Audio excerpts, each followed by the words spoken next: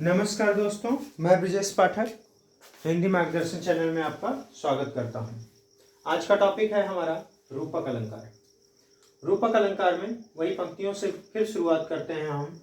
जहां द्वैत का भाव अद्वैत हो जाए, जहां द्वैत का भाव अद्वैत हो जाए, उपमेय उपमान एक हो, वही रूपक कहलाए।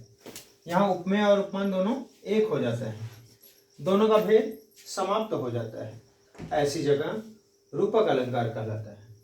कह रहे हैं कि जहां उपमेय में उपमान का अभेद रहित आरोप किया जाए, उपमेय और उपमान में कोई भी भेद नहीं रह जाता है, अभेद रहित आरोप व्यक्त किया जाता है, वहां पर रूपक अलंकार कहलाता है। अब कुछ ट्रिक हैं जिन ट्रिक के माध्यम से पहचान करेंगे हम कि रूपक अलंकार होता कैसे है। तो देख लें इसे। अर्थ निकालते समय रूपी दिखेगा। जाहिर सी बात है, जब अर्थ निकालेंगे, पैसे वाली बात बड़ी जल्दी समझ में आ जाती है। छोटे बच्चों पैसे दे दीजिए, तुरंत समझ जाएंगे।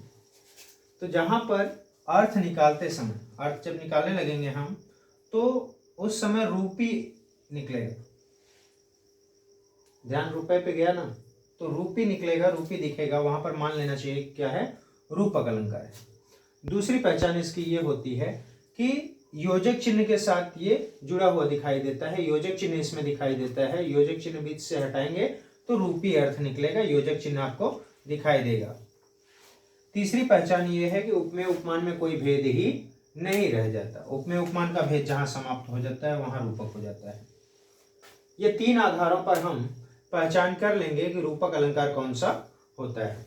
इसी आधार पर हम पहचान लेंगे कि रूपक अलंकार भाई होता क्या है। पहले में रूपी निकलेगा, दूसरे में योजक चिन्ह दिखाई देगा, या ऐसा नहीं कि पहले ही एग्जाम्पल में रूपी निकलेगा, रूपी भी दिखाई देगा अर्थ निकालते समय, योजक चिन्ह भी दिखाई देगा, और उपमेय उपमान का कोई भेद नहीं रह जाएगा। ऐसी जगहों पर मान लेते हैं हम क्या है, रूपक अलंकार होता है।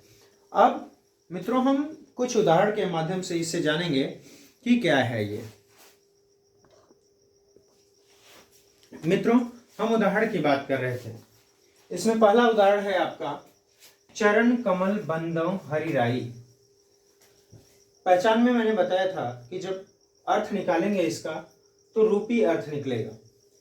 यहां पर अर्थ निकल रहा है आपका चरण कमल बंदों हरिराई में अर्थ निकल रहा है कमल रूपी चरणों। मैं उन कमल रूपी चरणों की वंदना करता हूं। यहां पर रूपक अलंकार है, क्योंकि अर्थ निकालते समय आप देख रहे हैं योजक चिन्ह भी है, यहाँ पर उपमेय उपमान में कोई भेद भी नहीं है इस तरह, और अर्थ निकालते समय रूपी अर्थ निकल रहा है कमल रूपी चरण। तो दोनों में कोई भेदभाव नहीं है, दोनों में योजक चिन्ह लगा हुआ है और रूपी अर्थ निकल रहा है। पहचान तीनों सटीक बैठ रही है, और है क्या, कौन सा अलंकार, रूपक अलंकार का उदाहरण है ये। अब दूसरा है मैया मैं तो चंद्र खिलौना ले हूं। आजकल की माएँ होती तो पीट देती भगवान श्री कृष्ण को। कह रहे मैया मैं तो चंद्र खिलौना ले हूं, जय हो लोटी धरनी पर अब वहीं तेरी गोद नए हो। आज की होती तो कूट कूट के गोदी तो उठा ही लेती, कहती आओ ही मत, कोई जरूरत नहीं है तुम्हारी आने की, है ना। तो चंद्र खिलौना ले हूं, माता भी बड़ी चालाक थी, उसने थाली में रख दिया, पीतल की थाली में उन्होंने रख दिया माता यशोदा ने कि ये लो और अब पकड़ के दिखाओ मुझे चंद्रमा।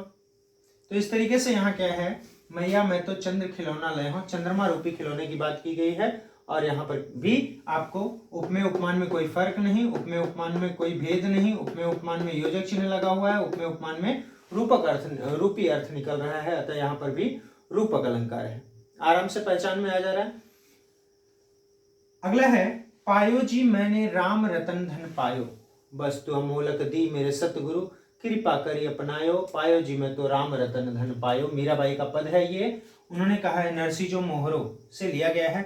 उन्होंने कहा है मीराबाई ने कि मैंने राम रतन रूपी धन को प्राप्त कर लिया है, अब मुझे दूसरी कोई आकांक्षा नहीं है, कोई इच्छा नहीं है, कोई जिज्ञासा नहीं है कि मैं और कुछ प्राप्त करूं। अब मैंने स्वयं ही राम रतन रूपी धन को प्राप्त कर लिया है। तो राम रतन के उपमेय और उपमान हो गया, और इसमें योजक चिन्ह लगा हुआ है, और फिर अर्थ निकालते समय रूपी अर्थ निकल रहा है। राम रतन रूपी धन को मैंने, राम रत्न रूपी धन को मैंने प्राप्त कर लिया है, अतः यहाँ भी क्या है, रूपक अलंकार है। अगले उदाहरण की बात हम करें, आए महंत बसंत। यहाँ पर रूपक के अतिरिक्त भी एक और अलंकार आपको दिखाई देगा जो आगे हम पढ़ेंगे। मानवीकरण अलंकार में है कि जब किसी प्रकृति की चीजों को मानवचित, प्रकृति की चीजों में मानवचित गुणों को जब दर्शा दिया जाता है वहां पर मानवीकरण अलंकार हो जाता है। ये वहां पर हम लोग पढ़ेंगे। आए महंत बसंत, करें महंत रूपी बसंत, बसंत रूपी महंत का आगमन हो गया। महंत रूपी बसंत नहीं बल्कि क्या, बसंत रूपी महंत का आगमन हो गया है। बसंत रूपी महंत का आगमन हो गया, न कि महंत रूपी बसंत का आगमन हो गया है। तो उपमेय उपमान में कोई भेद नहीं है, योजक चिन्ह से जुड़ा हुआ है। अर्थ निकालते समय रूपक रूपी अर्थ निकल रहा है, अतः यहाँ पर किया है रूपक अलंकार है। अगले उदाहरण की बात हम करें दोस्तों तो है मन का फेर।